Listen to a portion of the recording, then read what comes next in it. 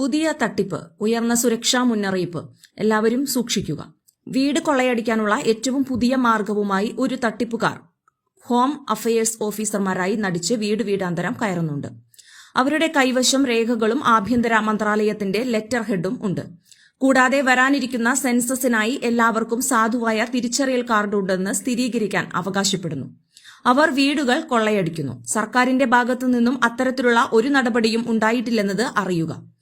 ദയവായി ഇത് നിങ്ങളുടെ അയൽപക്ക ഗ്രൂപ്പുകളിലേക്കും മറ്റും അയയ്ക്കുക. അവർ എല്ലായിടത്തുമുണ്ട്. നിങ്ങളുടെ കുടുംബാംഗങ്ങളെയും സുഹൃത്തുക്കളെയും വിവരങ്ങൾ അറിയിക്കുക. ആയുഷ്മാൻ ഭാരത് പദ്ധതിക്ക് കീഴിൽ എനിക്ക് നിങ്ങളുടെ ഫോട്ടോയും വിരലടയാളവും എടുക്കണമെന്ന് വീട്ടിൽ വന്ന് ഒരാൾ പറയുന്നു. അവരുടെ കയ്യിൽ ഒരു ലാപ്ടോപ്പും ബയോമെട്രിക് മെഷീനും ഉണ്ട്. അവരുടെ പേരുകളുടെ ലിസ്റ്റുമുണ്ട്. അവർ ഒരു ലിസ്റ്റ് കാണിച്ച് ഈ വിവരങ്ങളെല്ലാം ചോദിക്കുകയാണ്. ഇതെല്ലാം വ്യാജമാണ്. ദയവായി അവർക്ക് ഒരു വിവരവും ആരും നൽകരുത്. സർക്കാരിന്റെ ഭാഗത്തുനിന്നും അത്തരം ഒരു നടപടികളും നടക്കുന്നില്ല. എല്ലാ വീടുകൾ കൊള്ളയടിക്കാനുള്ള പുതിയ കവർച്ച സംഘത്തിന്റെ പുതിയ തട്ടിപ്പുകളാണ്, പ്രത്യേകിച്ച് സ്ത്രീകളോട്.